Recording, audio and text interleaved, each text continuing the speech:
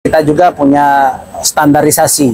Ketika kita melakukan pengobatan pun kita melihat bagaimana pasien ini bisa diambil tindakan untuk dibekam apa tidak. Teman-teman ketemu lagi dengan beta Bung Rey di Walang Bacarita.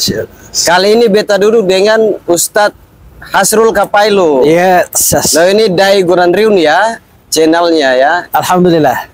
Sehat Ustadz? Sehat, alhamdulillah. Oke, terima kasih Ustadz sudah datang di Walang Bacarita. Masya Allah. Jadi Walang Bacarita ini tempatnya untuk cerita apa saja, yang penting bermanfaat. Tagline-nya apapun ceritanya, yang penting bermanfaat. Masya Allah. Gitu. Oke, teman-teman, nanti kalau yang belum kenal sama Ustadz Hasrul, bisa coba dikasih tahu dulu channelnya tadi lengkapnya apa? Oh gitu ya. Alhamdulillah. Lebih akrab lagi, bisa kunjungi ke channel Dai Goranriun. Itu channelnya. Oh, channelnya. Oke, teman-teman, jangan lupa like, mungkin subscribe biar ada notifikasi agar bisa dapat siraman-siraman sedikit. Alhamdulillah, ya. insya Allah. Baik, masih muda. Kalau saya kenal beliau ini, saya tadinya nggak tahu. Jadi beta pikir Onto ini orang Jawa Timur. Masya Allah. Cuma pas ketemu ternyata dari SBT dari juga. SBT. Seram bagian timur, Maluku ya. Ambon. Oke. Kalau bahasa Jawanya The Mother Island. Pas. Begitu. Oke Ustadz, hari ini selain dakwah, ada hal yang penting hari ini sudah jadi fenomena, yaitu soal terapi. Nah, orang kan banyak yang bicara soal terapi, mau terapi. Terus selain terapi itu kan ada herbal-herbal yang harus dikonsumsi. Ya. Teman-teman harus dikasih tahu, atau terutama yang pengunjung setia ya di Walang Bacarita, harus dikasih tahu bahwa terapi itu manfaatnya apa, fungsi dan manfaatnya apa buat tubuh ini. Silakan Ustadz. Oke, terima kasih. Alhamdulillah, salatu wassalamu ala Rasulillah wa ala alihi wa sahbihi wa salaman tasliman katsira. Di sini di channel Walang Bacarita. Berbagai manfaat yang nanti kita dapatkan ya. Sebelum kita lanjut, ikuti terus channel Walang Bacarita ini. Insya Allah banyak hal-hal baru yang insya Allah kita gali. Dan pada sore yang penuh dengan kesejukan, sedikit kita sampaikan berkaitan juga dengan masalah pengobatan yang sebagaimana disampaikan oleh Bang Rey tadi. Kalau berbicara mengenai pengobatan berarti banyak ya pengobatan. Alhamdulillah, baik itu medis maupun non medis. Alhamdulillah, pada kesempatan ini kita khususnya ke pengobatan herbal. Dan karena herbal ini banyak masyarakat kita yang masih awam ya. Masih awam dalam memahami ternyata di sekeliling kita ini pun tumbuhan-tumbuhan ini pun bisa menjadi herbal ya, bisa menjadi tanaman yang memberikan manfaat untuk diri kita. Yang tadi ditanyakan bahwa pengobatan herbal apa aja yang kita lakukan atau yang kita bisa mengambil dan bisa menjadi manfaat untuk diri kita. Kita kembali yang pertama, pengobatan yang memang tidak melanggar syariah. Dan kebetulan dalam pengobatan ini ada pengobatan yang disunahkan oleh Rasulullah SAW, yakni pengobatan al-hijamah atau biasa disebut dengan pengobatan bekam yang dikenal saat ini. Kemudian pengobatan yang berikutnya lagi itu ruqyah syar'i. Jadi kita bisa membacakan ayat-ayat Al-Quran atau doa-doa yang disunahkan oleh Rasulullah, kita bacakan kepada orang-orang yang senantiasa merasa dirinya, jiwanya merasa diganggu, baik itu dari dalam maupun dari luar. Nah, sehingga pengobatan yang disunahkan oleh Rasulullah SAW, dan tidak terlepas juga dari pengobatan herbal, yakni tumbuhan-tumbuhan alami yang Allah munculkan di atas permukaan bumi ini, bagaimana kita bisa memanfaatkan untuk menjadi penyembuh bagi diri kita. Oke, Jadi sebelum tidak jauh. tidak selamanya kita berobat dengan medis terus ya. Oke, sebelum jauh Ustadz, tadi kan ada pengobatan untuk dalam diri kita tadi ya. Ada gangguan dari luar dan dari dalam. Ya. Kalau dari luar ini kan pasti setan, jin dan lain Ya. sebagainya ya. Lalu dari dalam ini dijelaskan dari seperti apa gangguan dari dalam ini? Gangguan dari dalam ini biasa kita merasa bahwa diri kita ini dari dalam diri kita ya, pikiran kita tidak tenang, mungkin ada problem dalam hidup dan kehidupan kita, terutama dalam keluarga kecil kita, dalam hal ini rumah tangga kita terjadi hal-hal yang memang muncul dari dalam untuk ketidaknyamanan antara laki-laki dan perempuan, tidak ada keharmonisan. Nah, alternatifnya apa? Kita bisa jadikan Al-Quran itu sebagai asyifa. Nah, karena Al-Quran itu, dalam Al-Quran Allah firmankan, "Nunazzilul Qur'an mimma huwa syifa." Jadi Allah turunkan Al-Quran itu hanya bukan sekedar kita baca saja, tapi Al-Quran itu sebagai penawar, sebagai sifat, sebagai obat untuk penenang hati kita. Jadi ketika hati kita rasa resah dan gelisah, nggak perlu kita jalan kemana-mana, nggak perlu kita prasangka-prasangka yang buruk, tapi kita kembali kepada Al-Quran. Jadi Al-Quran itu sumber daripada segala kehidupan. Ketika kita baca Al-Quran, kita hayati, maknainya masuk ke dalam hati kita, insya Allah hati kita bisa menjadi tentram.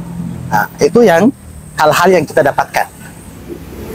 Baik itu tadi kan penjelasannya, baik itu bagi yang sudah menikah ya, Ya. maupun yang belum menikah juga bisa kan begitu. Yang belum menikah pun Dengan lebih bisa lagi. Oke. Nah, jadi kita bisa melakukan ruqyah ini, bisa melakukan ruqyah dengan ruqyah mandiri. Artinya kita sudah bisa baca Al-Quran. Kita ada yang kita hafal doa-doa yang disunahkan oleh Rasulullah berkaitan dengan pengobatan, itu yang kita bacakan. Dan wajib untuk kita meruqyah diri kita sendiri. Selama kita masih bisa, silakan kita meruqyah diri kita tanpa mengharap pertolongan dari yang lainnya. Kecuali kita sudah tidak berdaya, bolehlah. Kalau kita sudah tidak berdaya, pasti kita membutuhkan bantuan orang lain, sebagaimana kehidupan kita di atas muka bumi yang tidak bisa terlepas pisahkan antara satu dengan manusia yang lainnya. Oke Ustadz, luar biasa teman-teman. Tadi kan kalau soal obat, daun-daun dan lain Ya. sebagainya, herbal tadi itu kan sudah banyak yang mengetahui. Cuman kadang-kadang soal apa namanya terapi itu kan banyak yang jadi kontroversial. Itu ini bagaimana biar dijelaskan dulu ke teman-teman atau yang lagi nonton, Ya. biar mereka bisa tahu, oh iya kita kalau terapi ini sesuai dengan sunnah Rasul ini, oh ini manfaatnya ini gitu loh. Ya. Mungkin darahnya diambil atau apa, pekam Oke. tadi ya. Ya. Manfaatnya terhadap diri sendiri itu apa gitu biar. Jadi yang terapi yang dimasukkan ini kan ada terapi bisa digunakan herbal, yakni Ya. tanaman-tanaman. Oke. Kemudian ru'yah, yakni kita bacakan Ya. ayat-ayat yang bersumber dari Al-Quran dan sunnah Rasulullah, yakni al-hadis. Kemudian yang ketiga adalah bekam. Nah, jadi bekam ini yang masih jadi kontroversi. iya, jadi di bekam masyarakat. ini yang menjadi kontroversi karena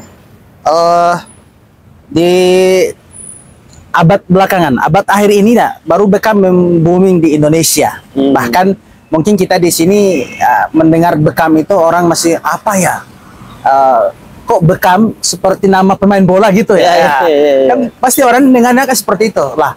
Nah, sebenarnya bekam ini sebagaimana baginda Rasulullah SAW sudah mempraktekkan pengobatan yang insya Allah sampai pada kita pun kita mempraktekkan. Alhamdulillah, bekam ini sejenis, kalau di zaman Rasul itu digunakan tanduk, ya, tanduk kerbau atau ya. tanduk domba. Jadi dijadikan sebagai alat penyedot. Nah, dengan dikeluarkan darah dari dalam diri kita. Jadi sampai 120 hari darah yang ada dalam diri kita itu disunahkan. Kalau sunnah Rasulullah itu 3 bulan sekali. Nah, karena setiap pola makan yang kita makan dalam tubuh kita ini, kalau kita ikuti sunnah Rasulullah SAW, mungkinlah 3 bulan sekali kita berobat bekam.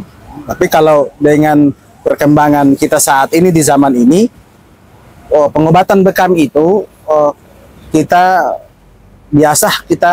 jumpai di lapangan sebulan sekali.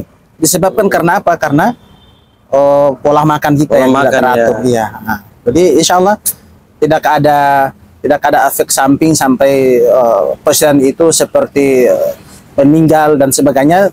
Ketika ada seperti itu, mungkin qadarullah, Allah menakdirkan dia jalan untuk mengakhiri kehidupannya seperti itu. Nah, tapi perlu juga kita kembalikan kepada para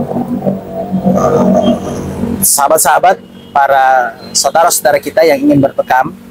Yang pertama, kita juga punya standarisasi. Ketika kita melakukan pengobatan pun kita melihat bagaimana pasien ini bisa diambil tindakan untuk dibekam apa tidak. Nah, karena diagnosa dulu. Sudah ada standarnya ya? Iya, ada standarisasinya lewat kalau di Indonesia ini sudah ada Perkumpulan Bekam Indonesia. Yang insya Allah sudah diakui oleh pemerintah sebagai wadah bagaimana mengayomi semua terapis-terapis bekam yang ada di Indonesia. Mungkin seperti itu.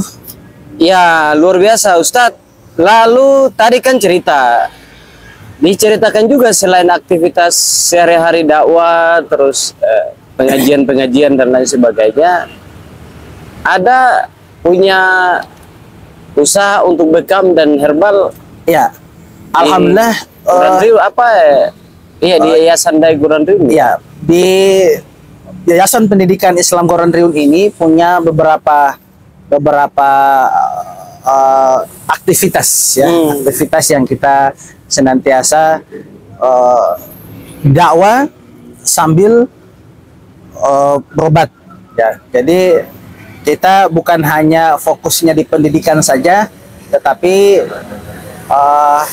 ada dai-dai muda, ada kader-kaderisasi yang kita persiapkan setelah mereka menjadi seorang intelektual.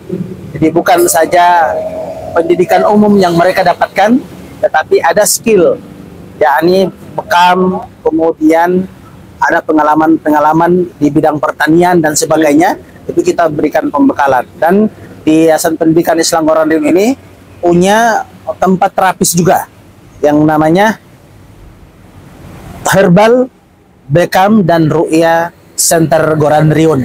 Jadi sahabat-sahabat sekalian yang ingin merasakan pengobatan yang disunahkan oleh Rasulullah SAW, insya Allah bisa kunjungi di tempat pengobatan kami. Dan insya Allah alamatnya akan tertera di bawah video yang lagi ditonton. Ya, atau lebih lengkapnya lagi bisa berkunjung ke channel Dai Gurandriun. Oke, lalu sudah berapa lama Ustadz selain dakwah tadi di bekam ini, sudah berapa lama usaha ini? Kalau usaha ini berbekam ini sudah berjalan dari tahun 2009 sampai sekarang jalan. Jadi insya Allah yang ingin berbekam, dan pesan saya, berbekamlah pada ahlinya. Berbekamlah pada ahlinya. Gitu. Kenapa harus begitu? Ya, karena kita lihat bekam ini dianggap sebagai salah satu pengobatan yang sudah diakui oleh medis, baik medis modern maupun non modernnya, ya. Sehingga pengobatan ini jangan kita lihat ada orang bekam di bawah kolom jembatan, ya. Ada orang bekam di tempat keramaian, ya, di taman-taman. Di taman-taman. Yang ini yang kita tidak anjurkan. Jadi lewat Perkumpulan Bekam Indonesia, kita tidak menganjurkan ketika ada pengobatan-pengobatan seperti itu yang ditemukan di lapangan seperti itu, maka wajib kita berikan peneguran. Sehingga ketika ada pengobatan bekam seperti itu, maka itulah yang merusak citra daripada profesi bekam itu sendiri. Sehingga orang-orang yang memahami, kok ini pengobatan yang kita gunakan untuk kesehatan hak layak umum lah, orang banyak. Kok kenapa kita lakukan di situ? Karena kenapa? Bisa terkontaminasi, mungkin ada orang yang berbekam, terdapat penyakit yang menular, alat yang dipakai tidak disterilisasi dengan baik, maka boleh saja penyakit yang diderita oleh pasien si A tadi bisa terjangkit pada pasien si B.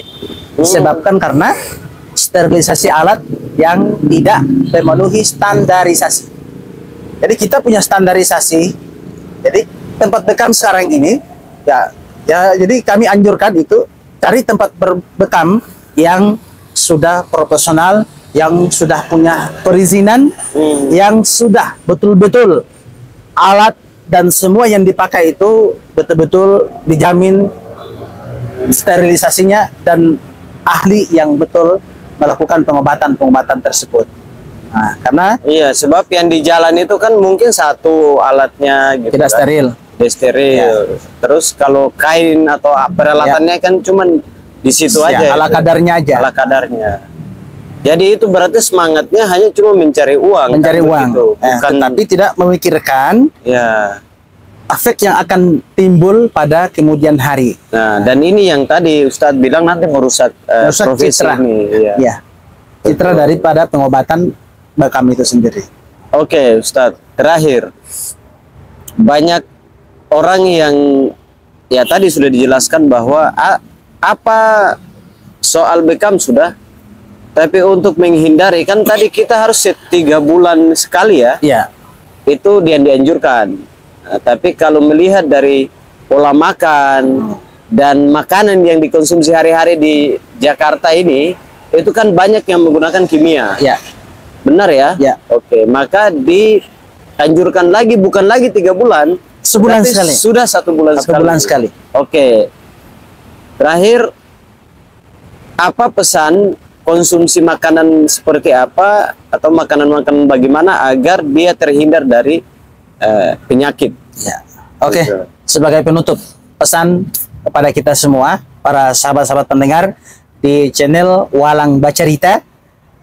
Pesan terakhir untuk saya, para kita semua yang ingin agar supaya hidup kita sehat, alami, maka kembalilah kita kepada pengobatan alami.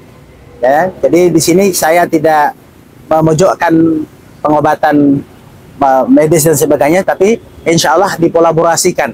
Nah, sehingga pengobatan herbal ini pun sangat bermanfaat untuk diri kita. Ketika kita konsumsi makanan yang betul-betul mengalami bahan alami, tidak ada tercampur dengan bahan-bahan kimia atau pengawetan dan sebagainya, itulah yang menyebabkan tubuh kita senantiasa sehat, jasmani kita, rohani pun kita semakin ikut sehat. Ya, seperti itu. Jadi makanlah makanan yang tidak mengandung kimia. Gitu ya. Oke. Jangan berlebihan dalam mengonsumsi obat-obat kimia yang sudah punya penyakit yang komplikasi. Setidaknya kembalilah kepada alam. Alam. Karena kita lahir dari alam. Oke, baik teman-teman para pengikut setia Walang Bacarita, sekian cerita kali ini.